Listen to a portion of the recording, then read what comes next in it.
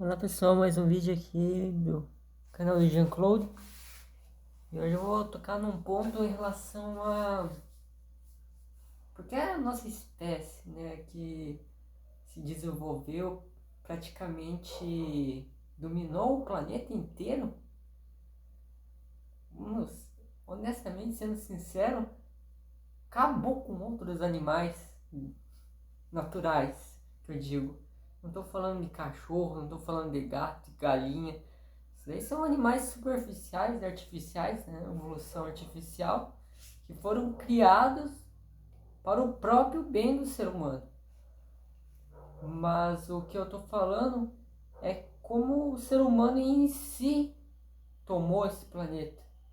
Se nós compararmos com a quantidade de outros animais e o ser humano, é risória a quantidade de leões, a quantidade de lobos, a quantidade de hienas, de elefantes, são centenas, alguns milhares, e nós aqui, né, passando de 7 bilhões de Homo sapiens sapiens.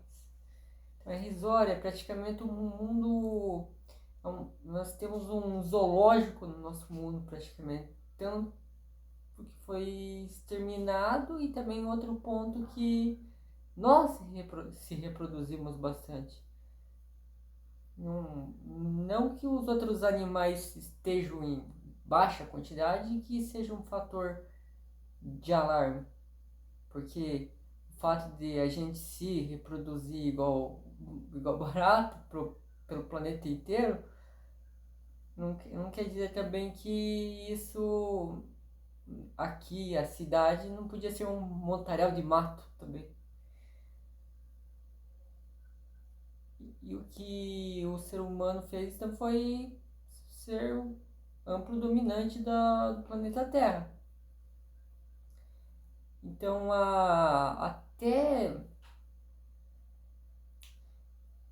até algum período, diria 100 mil anos, há casos, relatos assim de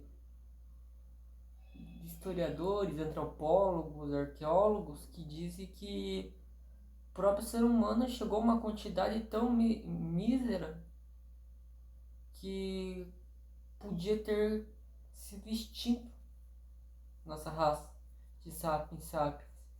Fala em torno de 15 mil pessoas existentes no mundo. Então a Líbia passou por uma crise danada. Que 15 mil, o que é 15 mil? Nada, né? Hoje comparado. Então, cachorros são 40 milhões. Não, cachorros são 20 milhões, gatos são 40 milhões, galinhas são 200 milhões. Acho que tem mais 300 milhões de galinhas. E você vê que isso é só vida animalesca em si ao ser humano. Mesmo as vidas dos mamíferos pequenos, como ratos, tem a ver com o ser humano, que é o lixo descartado pelo ser humano que dá a sobrevivência para eles, comer. Então, o ser humano vai criando os ratos, né? Dizem que o rato é inimigo do ser humano, mas ele só se reproduz por causa do ser humano. Se não tivesse ser humano, não ia ter rato. Então, porque eles comem o que a gente não quer comer. Por isso eles conseguem sobreviver. Então, com toda essa dominância que tem, o que eu quero discutir é sobre um problema, né? Aqui no canal a gente sempre tá para problematizar as coisas. E o problema que o ser humano tem é do medo do desconhecido, o medo do diferente. Porque nós temos um instinto ainda hoje dos mesmos há 30, 40 mil anos atrás. Nossos descendentes de 30, 40 mil anos atrás, o qual viviam em tribos de 100 a 300 pessoas. E se aparecesse um estranho, eles na hora parariam ele e falariam quem é você, o que você está fazendo aqui, que se você é de alguma tribo rival a nós, por exemplo aqui na América do Sul, onde podia ter um atrito em relação a determinadas tribos, a pessoa podia ser cozinhada viva. O que você está fazendo aqui? Então ali é uma parada. Então esse medo do estranho, do outro, porque ele pode causar, se ele adentrar ao meio desse grupo, essa parcela pequena de grupo, e pode desestabilizar a estrutura microsocial que eles criaram dentro desse bando. Eu falo microsocial pela pequena quantidade. Eu não estou me referindo à microsociologia, eu falo microsocial em relação à pequena quantidade, que na época era macro, 100 a 300 pessoas. Tanto é que, para mim falar de sociologia, que eu sou especializado, eu preciso falar a partir do que é hoje a sociedade. Tem como eu partir de uma perspectiva sociológica e olhar para essas pessoas que vivem em bandos tão pequenos. Por isso que nesse cabimento a antropologia ajuda muito mais. Antropologia e a biologia, porque esse instinto de sobrevivência, de desconhecer o estranho, é importantíssimo em nós, e aqueles que, de fato, não deixavam os estranhos entrarem no grupo por causarem problemas, vamos dizer que determinado grupo lá de 150 pessoas deixaram 3 estranhos entrar. Os 3 estranhos foram e mataram 20, roubaram um monte de pele, carne, voltaram pro bando deles. Ou seja, são 30 mortes de pessoas que tiveram empatia de deixar o estranho entrar dentro da tribo dela. Isso já vai fazendo uma espécie de seleção natural com aqueles que sobreviveram sejam, mas não deixem as pessoas entrarem de fora.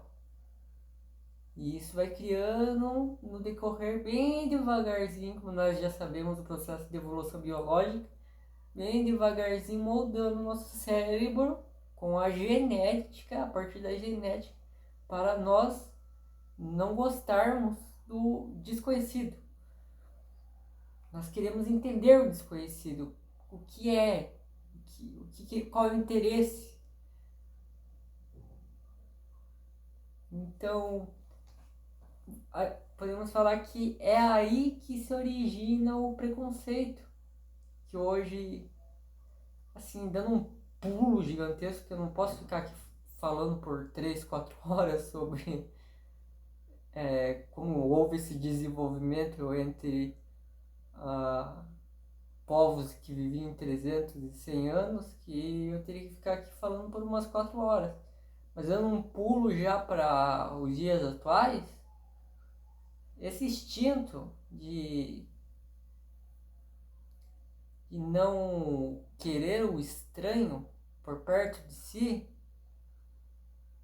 tá do mesmo jeito de 30, 40, 50, 60 mil anos atrás. É o mesmo. Nós somos o mesmo.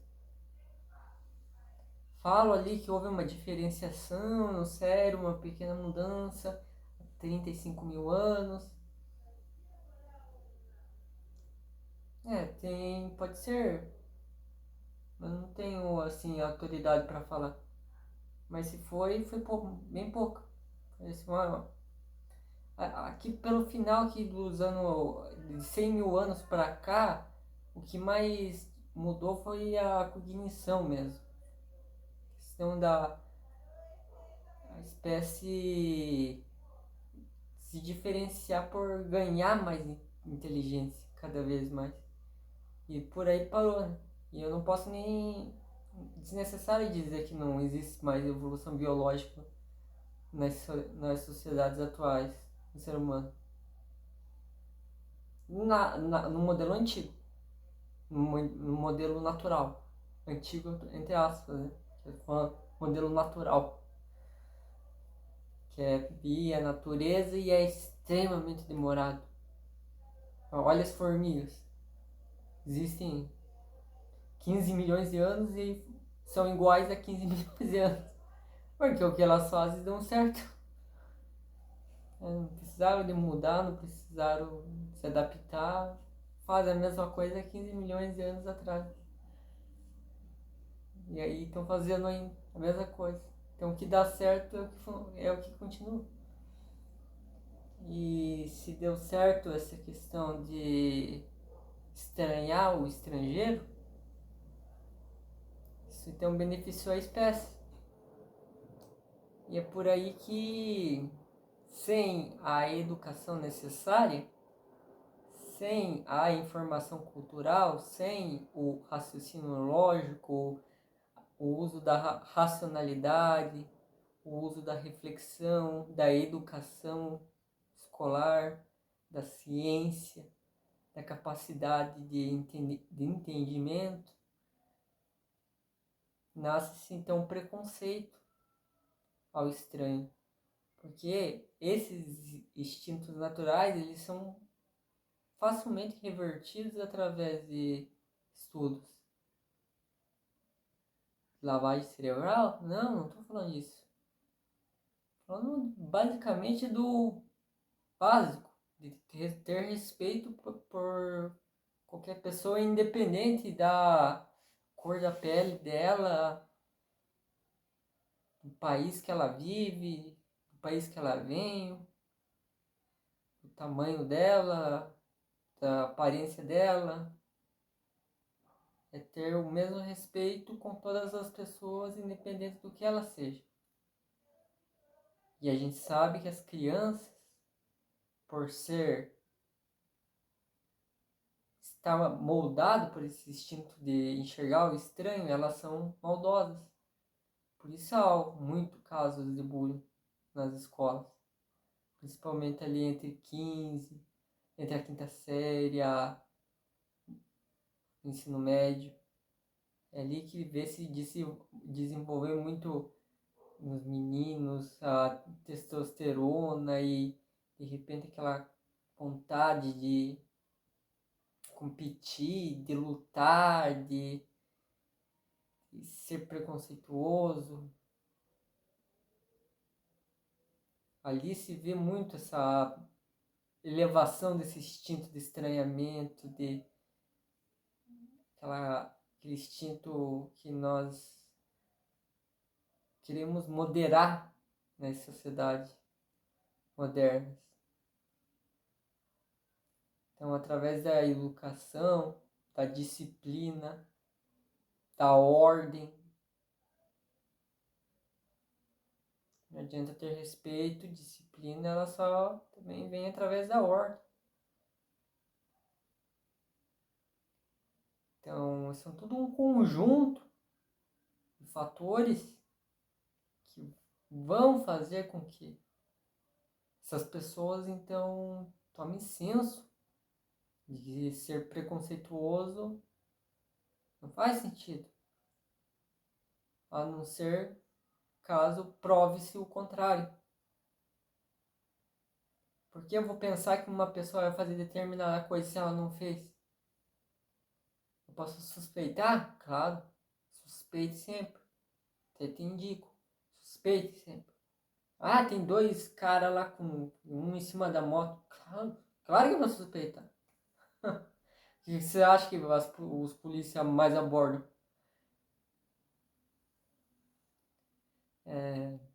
Suspeite sempre. Veja. Muda de lado de rua. Mas se você se sentir mesmo. Mas no final das contas é um senso de proteção que você tem.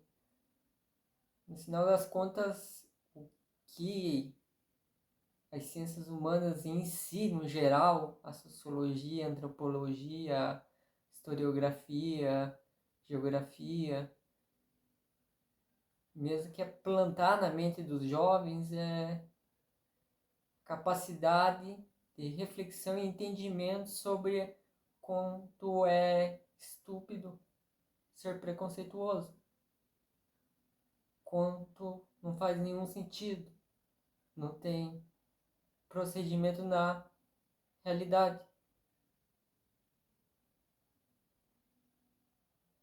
Mas é isso aí que eu queria falar hoje, pessoal. É sobre esse instinto, né? Sobre esse problema cultural. É claro que eu vou falar rasamente, só.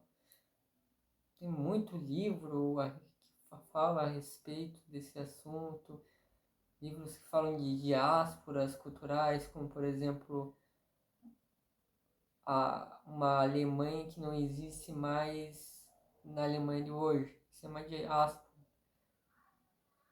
Vamos dizer que lá em Santa Catarina existe uma Alemanha de 1900, século XX ainda, lá do começo do século XX. Se a gente vai lá para a Alemanha, isso fato, é a Alemanha de 2024, aparecendo como uma Alemanha estadunidense, ou brasileira também. O Ocidente é meio que tudo igualzinho. Ou os poloneses também. Apesar que na Polônia também eles costumam elevar bastante esse patrimônio cultural que eles têm. Mas isso se chama diáspora. É um fenômeno cultural da sociologia, mas que eu não vou entrar também a fundo também, que também eu ficaria falando por horas aqui. Mas basicamente é isso. Se tiver interesse, se aprofundar, dê uma olhada, veja. Fator cultural, no fator biológico, fatores. Tem muitos livros bons para ver. O próprio. Eu sempre esqueço o nome do Yuval lá, o israelense. Homo Sapiens, o nome do livro. Que é conhecido, bem conhecido, best-seller. Ele vai falar, assim, basicamente, o que é esse tipo de preconceito que eu tô falando agora. Mas é isso aí, se puder deixar o joinha e ativar o sininho, eu agradeço. Valeu, pessoal.